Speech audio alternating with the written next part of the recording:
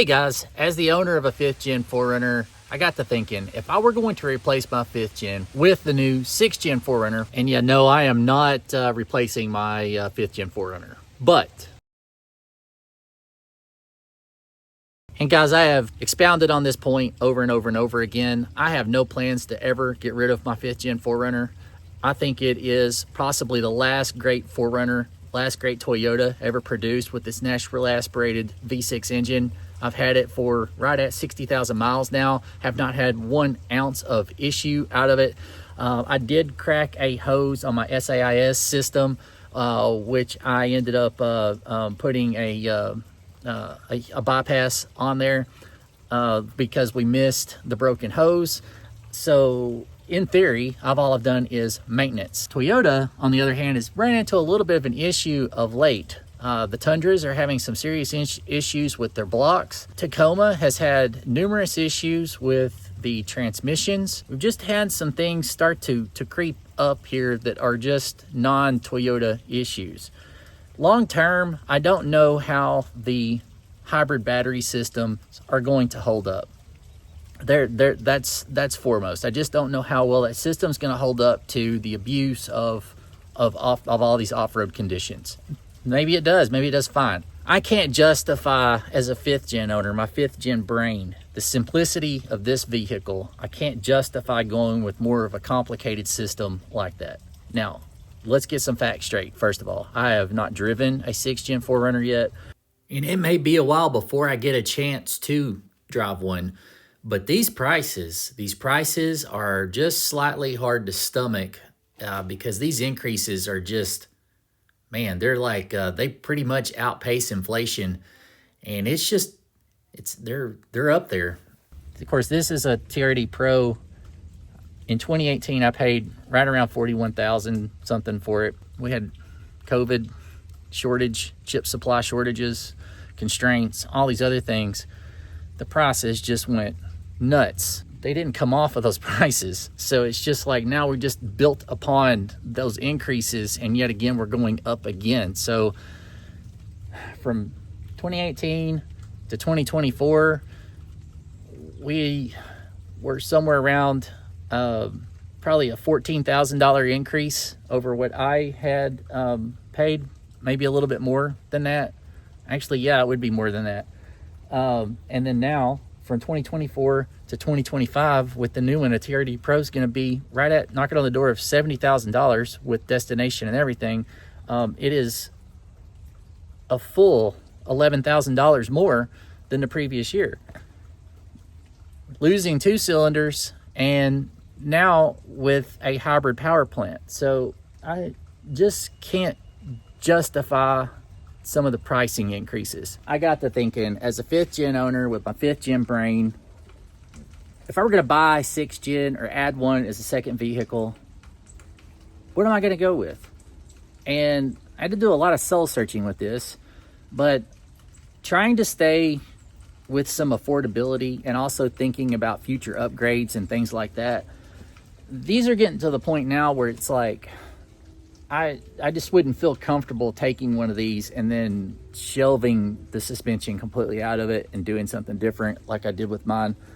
It's just, I just couldn't do it. Couldn't fathom doing it. And I can't leave well enough alone. So if I'm going to do it all over again, and I've said this before, when I bought this 2018 TRD Pro, I had no inkling of anything that I would ever attempt or do any of this crazy modifications to it.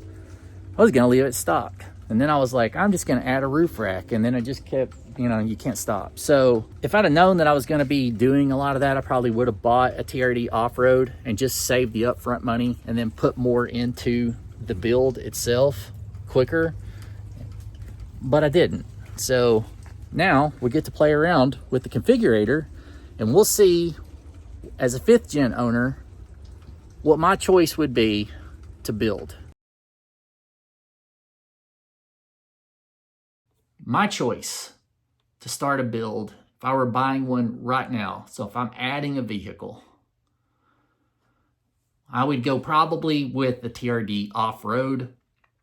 I do not like cloth seats. I can't stand it. Too messy of a person. Also get in with a lot of times with mud, different things like that. Have to go with the premium trim.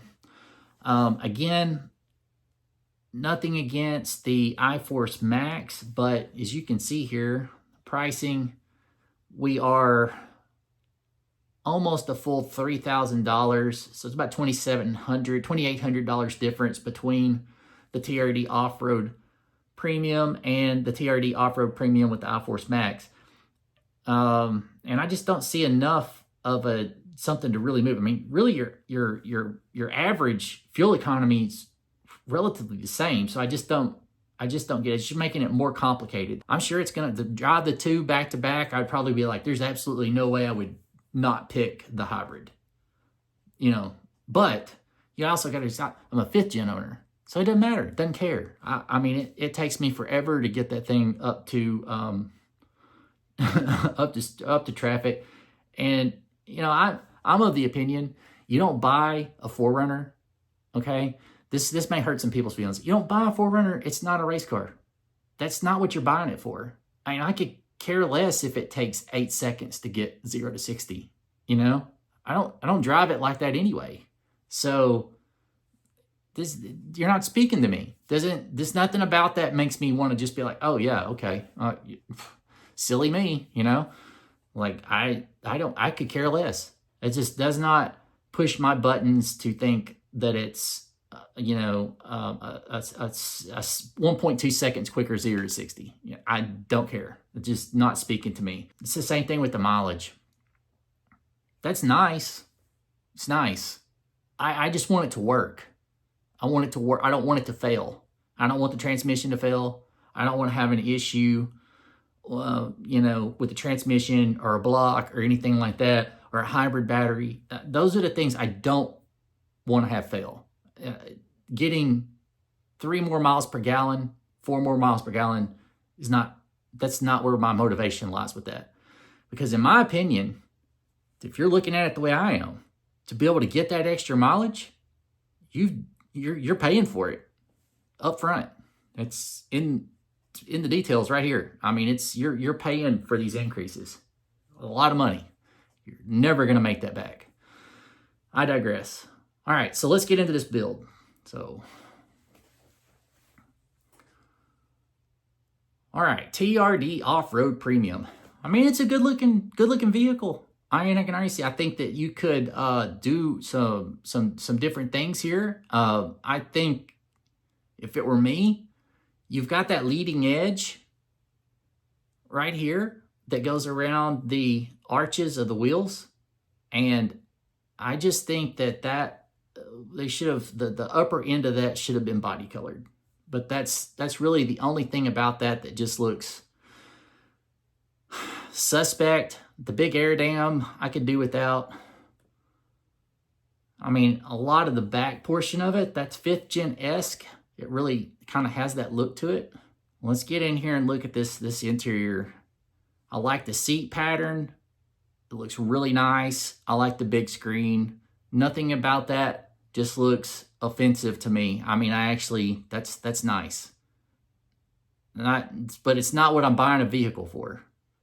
Okay, that's the cherry on top.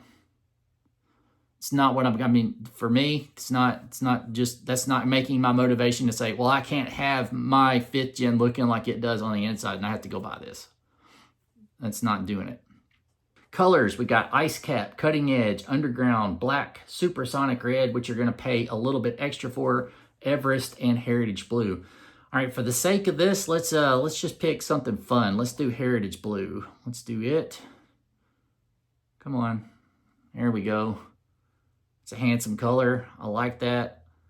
I could see that with some beadlock wheels or something. I think that would look really good with some big chunky tires. The one option there, the 2.44 cylinder turbo, the part-time 4-wheel drive, 8-speed automatic transmission. We're going to get the moonroof just because I think that's a nice feature. My TRD Pro did not have the availability of being able to get a moonroof when I bought it, so that would be nice to have. And the tow tech package, just for that digital mirror. I'll show you that that comes with a digital rearview mirror, integrated trailer brake controller, and trailer backup guide with straight path assist functionality. Really, I could do away with all those other things, but that digital rearview mirror is pretty cool. All right, so we come up with this. It is the full build of a TRD Off Road Premium, and we are at $57,765, and that comes with your 2-year complimentary Toyota Care. Now, eventually, I would imagine you're going to be able to build these and probably configure it with the accessories that you could add to it. And they do have accessories that are on here, but we're going to have to get out of this screen real quick. So we'll just remember $57,765. We'll just get completely out of the build configurator and we'll go to accessories. Let's see. I'll build shopping tools, accessories. All right, should be able to go down here and pick 4Runner view accessories. All right. All-weather cargo mat for $130. All-weather floor liners for $248. Blackout for the Toyota overlay there, $65. Body side molding, $250. Bronze badge, $139. Cargo cover, $135. Carpet cargo mat for $130. Carpeted floor mats for $248. Door edge film, door edge guards, door scuff protectors, $135. And see, these are the things that will get added that you'll have no say in. They'll already be applied to the vehicle. Mud guards, $160. Key gloves for $20. Paint protection for the fenders, mirror backs, and door cups, $439. Typically, I'm telling you, almost every Gulf States Toyota that gets sent to a dealer is going to have the paint protection film. They're going to have the all-weather mats of some configuration, or the carpeted mats, one, and they'll have like the cargo cover, and they'll add that in. Just, without fail, they're going to get another $800 tacked onto every model. That's just the way it is. Interestingly, they do have the rock rails that you can purchase. Let's look at that. That is $990. That's pretty equivalent to about what you're going to pay aftermarket-wise. I don't know how well they're going to hold up to anything. They look pretty robust, if you ask me. I can't exactly tell how they're attached, whether they mount directly to the frame or if they're going to be a pinch weld attachment. I don't know, but there they are. Let's see, that is, when purchased at the same time as your new vehicle, it's a 3-year, 36,000-mile warranty. And if you purchase it after, then it's only got 12 months, regardless of mileage. But that's pretty standard. I think it's a solid choice for a reluctant 6th-gen buyer that is a current 5th-gen owner, or maybe you're 4th-gen, and you're just not sold on the hybrid. You're basically getting into just a few outward things, minus the hybrid, minus the disconnect system for the sway bar. I mean, there's really not a whole lot of, I mean, there is, don't get me wrong. It's, I'm sure, a very impressive suspension system on the Pro. But if you tend to be one of those people that's going to go out and you're going to do your own thing, I think the TRD Off Road Premium is an excellent place to start your build, and you get a lot of the off-road goodies that are already there, and it allows for a lot of customization as well. That's just my 2 cents. So that's got to be my endorsement here for that. And if I was going to be adding one myself, that's probably where I would start.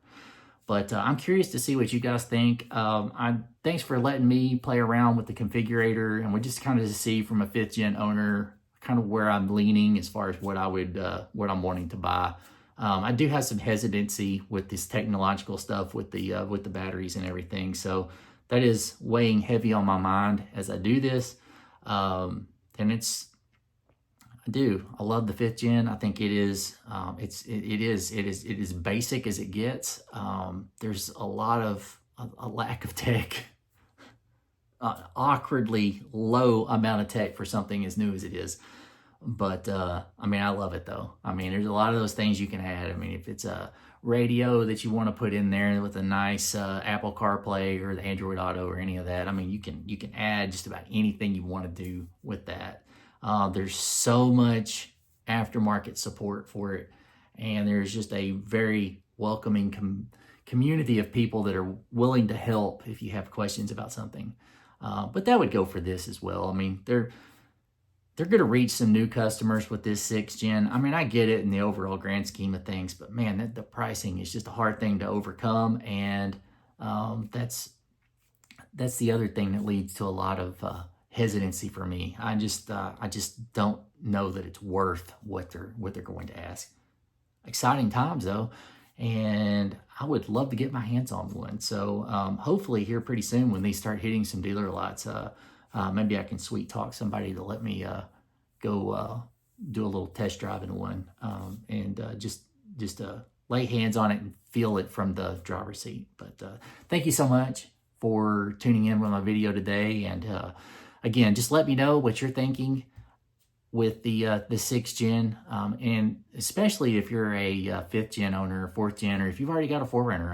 I'm just curious to see what the breakdown of people that are planning or already have a deposit waiting on one to come in. Just curious. As always, just like to see what somebody's motivation is for their purchases, regardless of what kind of vehicle that they are currently driving or plan to buy. It's fascinating to me. Thank you so much. Again, I'm Jeff. This is Will to Live Off-Road. And if you haven't done so already, please subscribe to the channel. Thank you so much for watching, and be safe out there, guys.